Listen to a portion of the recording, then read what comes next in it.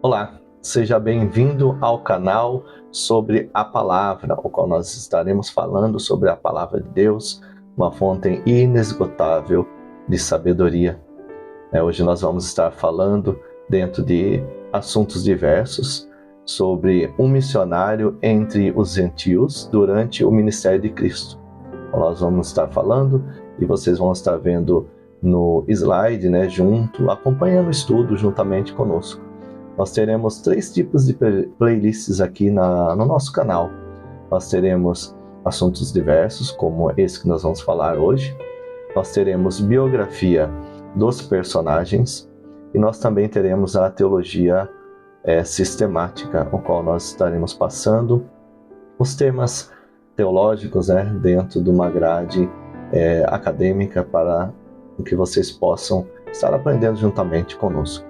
Então, dentro desse tema, um missionário entre os gentios, que nós vamos estar falando nos temas de assuntos diversos, esse missionário entre gentios, ele estava durante o ministério de Cristo ainda. E é bem interessante que são 2 passagens que nós vamos estar falando, nós vamos estar aprendendo um pouquinho mais da palavra de Deus, e nessas passagens nós vamos estar vendo quem seria esse missionário, quem seria esta pessoa que muitas das vezes nós vamos estar lendo, vocês vão saber qual que é o texto, vocês vão falar, mas nossa, muitos podem falar que não viram dessa forma, não conseguiram fazer esse paralelo. E ele nem teve nome, então nós vamos estar analisando aí. Então quero mostrar como a Bíblia é grandiosa e seus textos se conectam. Então, a Bíblia, ela se autorrevela. Um texto decifra o outro dentro da própria Bíblia. Não precisamos ter bases extras bíblicas para estar decifrando a palavra de Deus. Nós temos a parte histórica, a parte arqueológica que vem complementar, mas não decifrar a Bíblia. Ela, por si só, ela se decifra. Então nós vamos ver aqui qual é a relação entre esses 2 textos, que é a libertação do Gadareno. Então descobrir aí quem que é o missionário entre os gentios. Nós vamos estar trabalhando esse assunto aí, usando a exegese, estar verificando no texto. E a segunda, multiplicação. Qual é a relação desses 2 textos aí, dentro da palavra de Deus? A primeira passagem se encontra em Mateus, tem vários relatos, que são os livros sinóticos, já vamos estar falando. Então ela se encontra em 3 passagens, Mateus 8, 28 ao 34, também Lucas 8, de 26 a 39, e Marcos 5, do versículo 1 ao versículo 20. E a segunda passagem se encontra em Mateus capítulo 15, do verso 32 ao 39, e Marcos de 8, do verso 1 ao 10. Nós não vamos estar lendo, vou colocar algumas partes, mas não vamos estar lendo o texto todo. Se você quiser, abra a sua Bíblia aí e analisa o texto na íntegra. Então, aí estão as referências, mas nós vamos pegar algumas passagens para o vídeo não ficar tão extenso, que eu quero ser objetivo, de uma forma clara, passar para vocês um pouquinho da palavra de Deus que o Espírito Santo tem revelado, tem nos revelado. E se o pessoal gostar e quiser que aprofunde no assunto ou um tema específico, pode estar colocando nos comentários. Nós estaremos trazendo vários vídeos, toda semana nós vamos estar trazendo vídeos para vocês, tá? Seguindo, tomarei como base os textos em Marcos, vários versículos dos capítulos 4, 5, 7 e 8. Eu vou tomar o texto de Marcos como base, tá? Então vamos começar. Quem foi Marcos? Vamos analisar quem foi Marcos, Ou melhor dizendo, João Marcos. A maioria das pessoas conhece como Marcos somente, mas o nome mesmo é João Marcos, porque João foi o nome dado na sua terra, no caso João Marcos, na sua terra como um nome judeu, e Marcos referindo ao nome romano. Então, João era o nome judeu e Marcos um nome romano, mas nós conhecemos como Marcos. Foi quem escreveu o primeiro dos sinóticos. Então, quem foi que escreveu o primeiro dos sinóticos? Marcos. Ele foi o primeiro escrito. Depois, Lucas e Mateus tiveram como base o texto de Marcos. Então, isso é bem interessante, porque Marcos foi o que recebeu, primeiro de Pedro. Então, vamos analisar ali. Quem foi Marcos, ou melhor dizendo, João Marcos, como nós falamos, foi quem escreveu o primeiro dos sinóticos.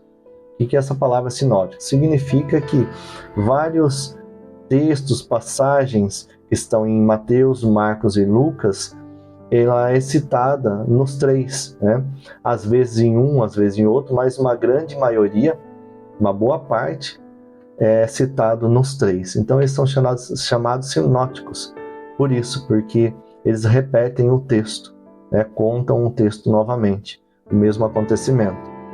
Ele foi sobrinho de Barnabé, que é o mesmo Barnabé que esteve com Paulo, que foi meio que um mentor de Paulo ali na igreja, lá no começo, quando Paulo começou o seu ministério, e discípulo de Pedro. Então Marcos, ou melhor dizendo, João Marcos, ele foi discípulo diretamente ligado, um discípulo de Pedro, ligado a Pedro. Então tudo que ele falou no seu evangelho, em Marcos, ele recebeu isso de Pedro.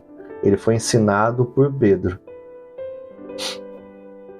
Aí nós temos, a primeira passagem. Vamos lá, analisar o texto da primeira passagem, que é a passagem sobre o gadareno que eu falei. Em Marcos, com o texto base que nós vamos estar pegando, capítulo 4, versículo 35, quero frisar alguns pontos, não vou ler o texto todo, como eu falei.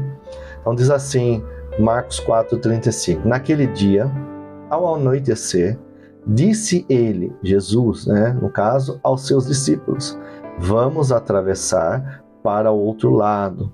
Algumas versões diz, vamos atravessar para a outra banda.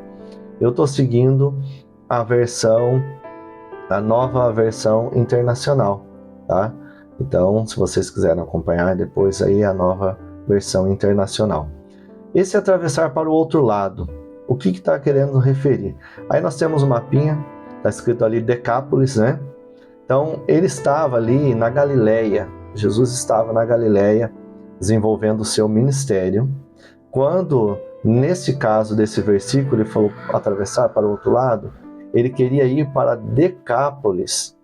Ela estava, nós podemos ver ali, que tem a Galileia, aí aquela parte maior ali, como se fosse chamado de mar também, mas é um lago da Galileia, mas chamam como Mar da Galileia.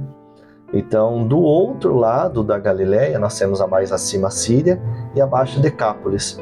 Por que Decápolis? Decápolis é o nome dado a 10 cidades. Então, vem Decápolis, então significa aí 10 cidades, tá? 10 cidades. Então, Decápolis, o que era Decápolis? Vamos estar analisando.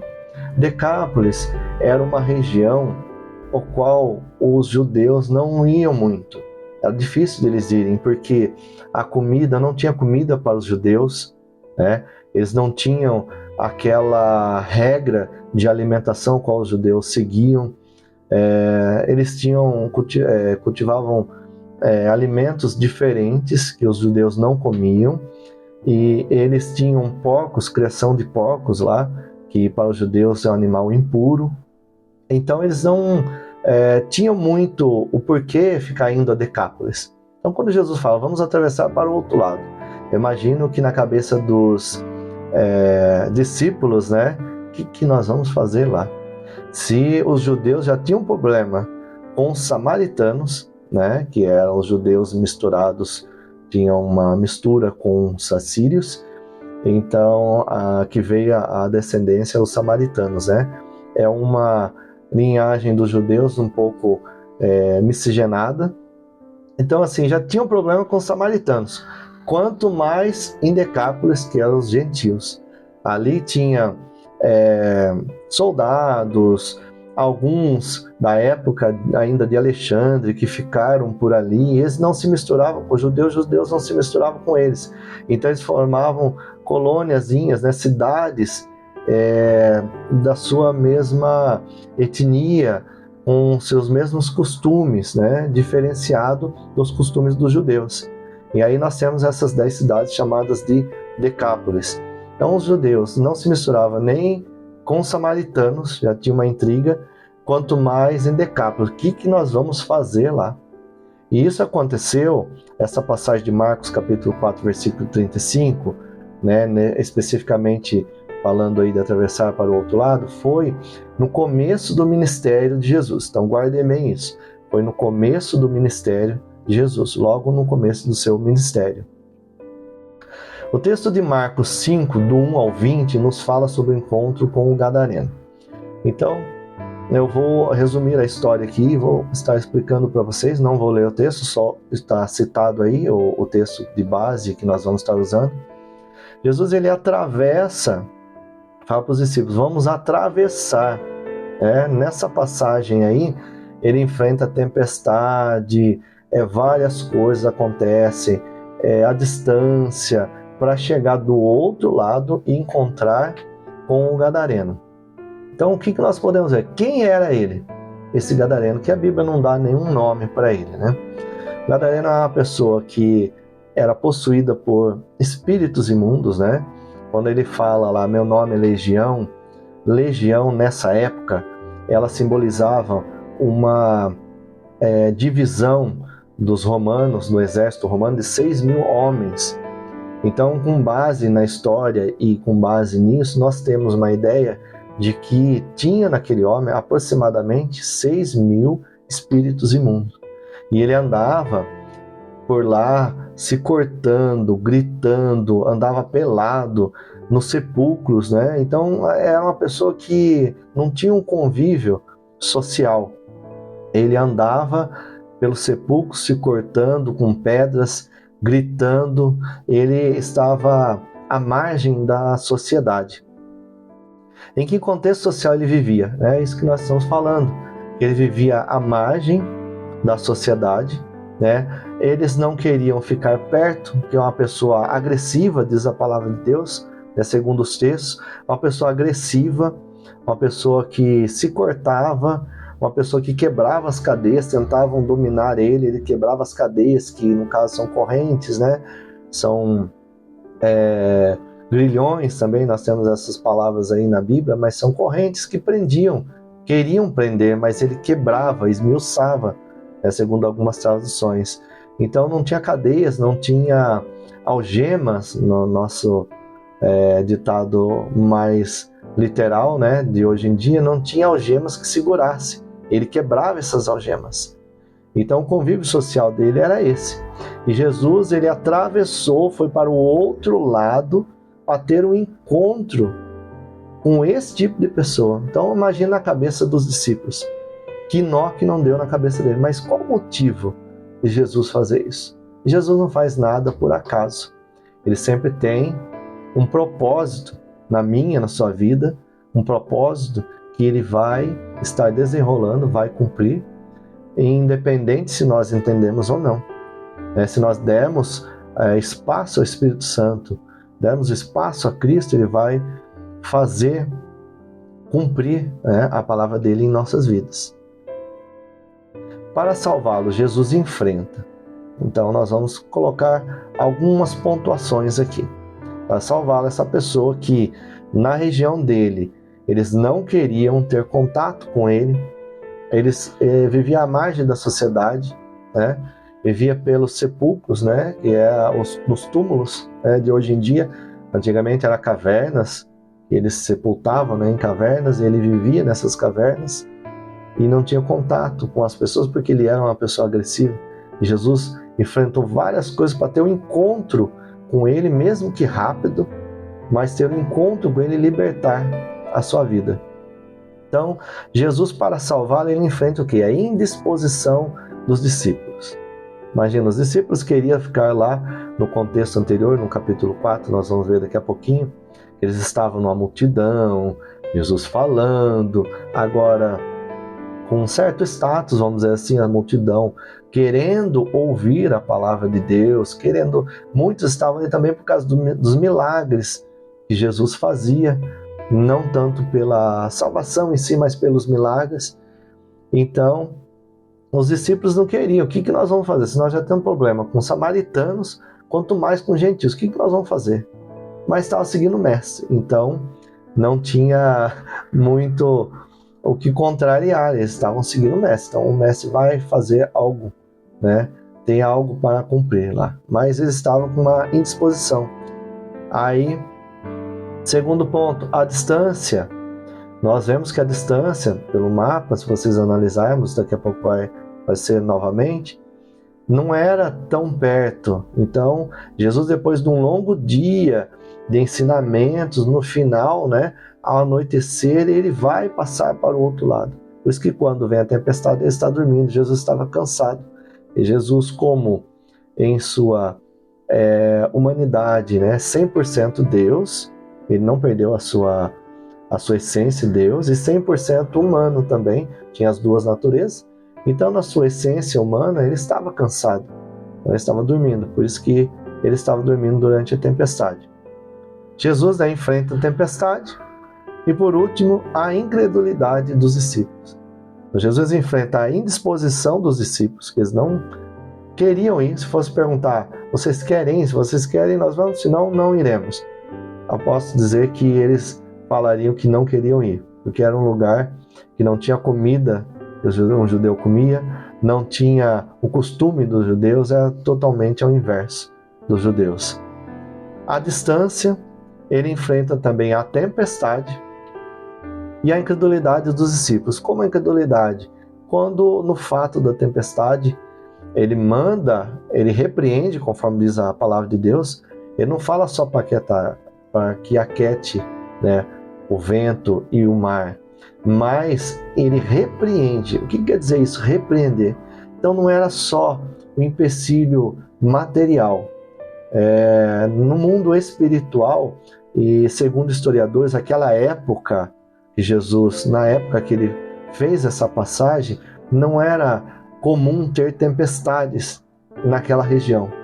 Mas justamente porque Jesus tinha um propósito, ele enfrenta a tempestade, uma tempestade por si só que nós vamos estar analisando, uma tempestade que não era para ter naquela época, naquela região. Então, as forças das trevas já estavam também não querendo que Jesus chegasse para o outro lado. Mas qual o motivo? Nós vamos estar analisando até o final, hein? Vamos analisar o contexto da primeira passagem antes de Jesus se encontrar com o gadareno. Então nós vimos a passagem que Jesus quer ir para o outro lado. O encontro, falei de uma forma mais rápida, para nós não deixarmos o vídeo muito extenso, sobre o gadareno, o contexto social que ele vivia, e porque Jesus queria atingir uma pessoa dessa, né? Chegar numa pessoa dessa. Muitos, hoje em dia, quando fala de ir atrás de um famoso, ou alguém que está com status lá em cima, muitos querem. Mas muitas das vezes uma pessoa que está na sarjeta ou um pedinte, até por efeito de no caso de nós nos precavermos, ou por uma questão também de, hoje em dia, tudo perigoso, né? Uma questão de autocuidado, nós mesmo que retraímos. Mas Jesus, ele foi buscar essa pessoa, exatamente essa pessoa. Então vamos analisar o contexto da primeira passagem antes de Jesus se encontrar com o gadareno. Marcos capítulo 4, do 1 ao 2, diz o seguinte: novamente Jesus começou a ensinar à beira-mar. Isso foi antes dele passar para o outro lado do rio, no caso ali, do mar, né? Ou lago da Galileia. Novamente Jesus começou a ensinar à beira-mar. Reuniu-se ao seu redor uma multidão tão grande que ele teve que entrar num barco e assentar-se nele. O barco estava no mar, enquanto todo o povo ficava à beira da praia. Ele lhes ensinava muitas coisas por parábolas. Então aqui é o contexto que eu falei, que a multidão estava ouvindo os ensinamentos. E ele falava por parábolas. E o interessante Não sei se você já parou para analisar o contexto antes dessa passagem para o outro lado, e do contexto, isso em Marcos, que nós estamos vendo, e do contexto histórico, nós vamos pegar pela história conforme ela foi acontecendo. Então, antes dele passar para o outro lado, se encontrar com o gadareno, ele já estava dando umas dicas para os discípulos que os ouvia Jesus, e Jesus ensinava por parábolas, e eles iam aprendendo sobre o reino. Então aqui Jesus fala sobre o que é comparado ao reino de Deus. No caso, a palavra de Deus ministrada aos corações das pessoas que vêm a alcançar. Hoje em dia nós temos a igreja, que faz um ministério que é o reino, que prega a palavra do reino de Deus. Então nós vemos aí, nesse capítulo 4, que ele ensinou, são 4 partes nas parábolas que ele foi ensinando, e nós vamos ver o porquê, e cada uma se encaixa no contexto com o gadareno. Primeiro, ele falou sobre a parábola do semeador. Em resumo, o que diz a parábola do semeador? Os 4 tipos de terra, o qual é lançado a semente do evangelho. Então nós temos, os 4 tipos de semente que é lançado. Uma foi lançada à beira do caminho, qual as aves comeram, vinho comiam. Depois, em um terreno pedregoso, cheio de pedras, e que a raiz não aprofundava e vinha o sol queimava. É um tipo ruim também de terra. Nós vemos que foi lançado desses 4 tipos também, tem entre os espinhos, que ela não conseguia crescer, sufocado pelos espinhos, e por último, uma boa terra.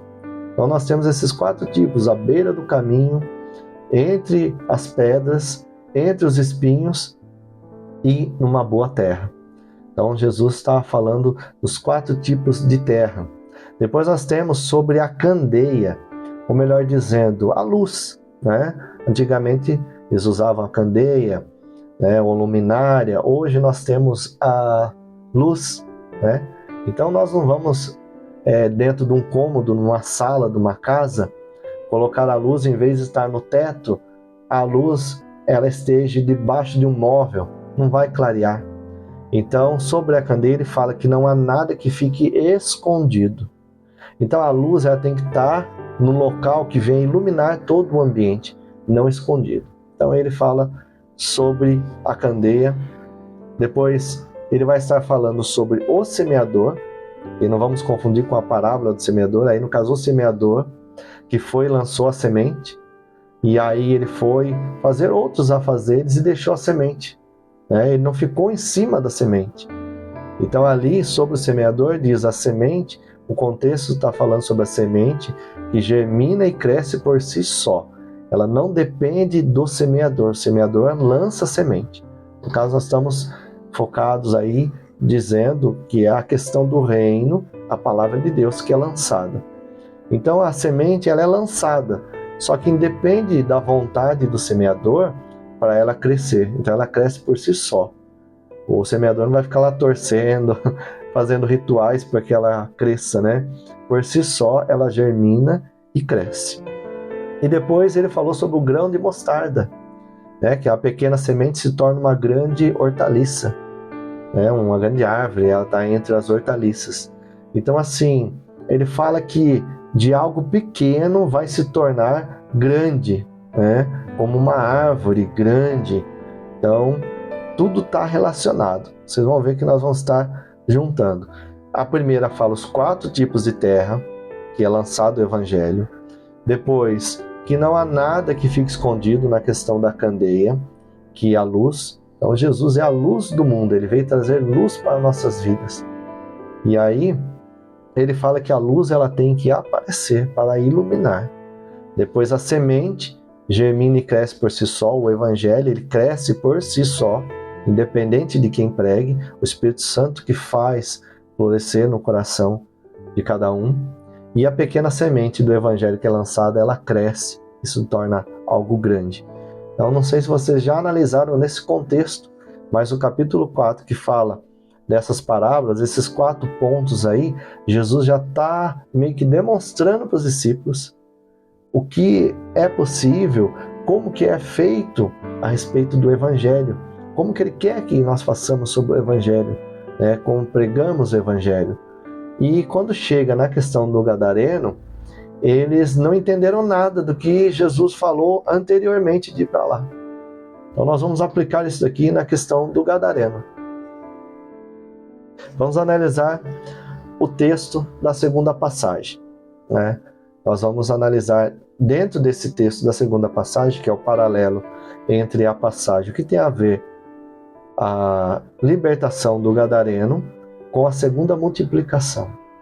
Nós vamos falar rapidamente só uma questão que lá, quando Jesus libertou o gadareno, ele já não estava mais nu, né, pelado, ele estava vestido em sã consciência, porque ele estava fora de si, né, quando estava possuído, ele estava em plenas faculdades mentais, ouvindo a palavra de Deus, sentado, né, falando no contexto aí. Os espíritos que Jesus expulsou, eles entraram nos porcos que estavam ali perto, que aproximadamente, a palavra de Deus diz que eram 2.000 porcos, eles se precipitaram no mar, né, ali no lago da Galileia, e ele estava sentado. Quando aqueles que tomavam conta dos porcos viram aquele homem, em vez de ficar feliz com a libertação dele, eles se preocuparam com os porcos que eles tinham perdido. Então uma vida estava valendo menos do que os porcos, né? Para Jesus, o Evangelho, uma vida vale mais do que o mundo todo. Como diz a palavra de Deus, o mundo todo no pecado. Mas eles estavam dando valor a coisas do que a pessoas. Então, nesse contexto, quando eles viram que Jesus fez isso, eles não quiseram que Jesus ficasse lá. Eles não quiseram que Jesus ficasse mais tempo. Eles falaram, vai embora das nossas terras, vai embora. Não quiseram que Jesus ficasse. E aí o gadareno queria ir com Jesus. Jesus não deixou, falou, fique aqui e fale para entre os seus do que Jesus teve misericórdia e fez por ti. Fale aqui em Decápolis. No contexto lá fala que ele ficou em Decápolis e falou da misericórdia que Deus teve para com ele. Agora nós vamos amarrar esse segundo texto com essa passagem aí do gadareno. Então vamos analisar o segundo texto, né, a segunda passagem, que está em Marcos, um dos versículos, vou pegar especificamente Marcos 7:31, que diz assim: a seguir Jesus saiu dos arredores de Tiro e Sidom até o mar da Galileia, região de Decápolis, que é a mesma região ao qual ele teve o encontro com o gadareno há um tempo atrás. Já vamos estar comentando sobre isso. Então Decápolis é aquela região dos gentios, lembra? E os judeus já têm problema com os samaritanos, agora quanto mais com os gentios. Aí Jesus teve aquele encontro com o gadareno e depois de um tempo ele foi lá e fez o quê? A segunda multiplicação dos pães e dos peixes. Então o texto de Marcos 8, do 1 ao 10, nos fala sobre a segunda multiplicação. Nessa segunda multiplicação nós temos a quantidade de pessoas que estavam ali ouvindo Jesus, o qual Jesus multiplicou os pães para que eles não fossem expedidos embora sem comer nada. Então nós vemos ali. Quando isso aconteceu? Aconteceu, segundo historiadores, aproximadamente próximo do final do ministério de Jesus, 2 anos e meio mais ou menos. E o gadareno ele foi lá em Decápolis no começo do seu ministério. E agora próximo ao final do seu ministério, ele voltou lá. No local ao qual eles não queriam que Jesus ficasse, expulsaram Jesus de lá, mandaram Jesus embora, agora tinha pessoas para ouvir a palavra de Deus. Em que local? Como eu falei, em Decápolis, isso que aconteceu, que foi no mesmo local em qual ele teve, na mesma região, não digo o local exato, mas na mesma região de Decápolis, o qual era o gadareno. Quantas pessoas tinham dessa vez? Aproximadamente 4.000 pessoas, sem contar mulheres e crianças.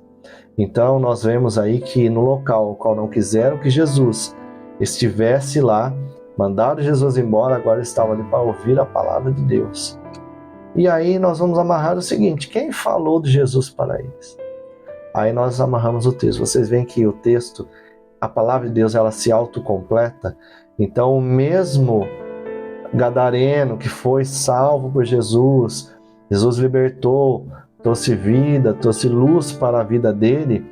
Lá no início é ele que Jesus não deixou ir junto, falou: fique aqui em Decápolis e fale das coisas que Deus tem feito, do que Deus fez por você e teve misericórdia de você.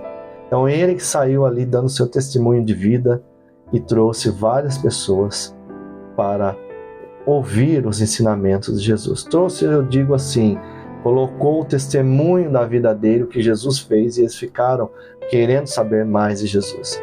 Aí nós vamos ver aquele contexto de Marcos capítulo 4, dos ensinos, das parábolas de Jesus, que nós estávamos falando. Jesus aplicou exatamente na vida do gadareno. Nós temos ali a terra boa, da parábola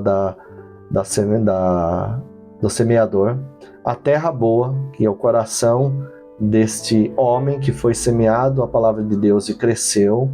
Depois a candeia, que Deus é a luz do mundo, Jesus é a luz do mundo. Ele trouxe luz para a vida desse rapaz. E aí ele se tornou luz, ele demonstrou através da sua vida o que Jesus tinha feito, né? Trouxe luz para aqueles povos também ali em Decápolis, né? Mostrando o seu testemunho de vida, a mudança de vida que ele teve. Então é uma luz que, em vez de estar nos sepulcros, que ele ficava se cortando e gritando e sem roupa, agora ele estava vestido e no local ao qual ele estava falando de Jesus. Depois nós temos o semeador, que jogou a semente. Então Jesus jogou a semente ali e não ficou ali. Depois, próximo do final do seu ministério, segundo os historiadores, 2 anos e meio, que ele voltou e já tinha ali essa semente germinado, né? Independente dele estar ali, porque não dependia do semeador, que a palavra de Deus foi lançada e cresceu como uma semente, né? Pequena, né? Uma semente de mostarda, cresceu dessa semente, né? Ele cresceu e tornou uma grande árvore, que é o evangelho que floresceu. Então nós vemos a terra boa que foi plantada, nós vemos que Deus trouxe luz, Jesus trouxe luz para ele, e ele começou a demonstrar essa luz nele agora. Depois, o evangelho que foi lançado como uma semente ali, pequena como um grão de mostarda, e também que não precisou, né, ela germinou e cresceu e tornou uma grande hortaliça. Então nós temos a aplicação dos 4 ensinos de Jesus na vida desse homem. Amém? Então, nós vamos estar falando aqui mais sobre a palavra de Deus em outros vídeos. Esse foi assuntos diversos, mas nós vamos ter biografia dos personagens e teologia sistemática também. Se você gostou, curta, compartilhem, tá? Se inscreva no canal para que nós possamos estar trazendo cada vez mais e mais conteúdos para vocês aí. E Deus continue vos abençoando.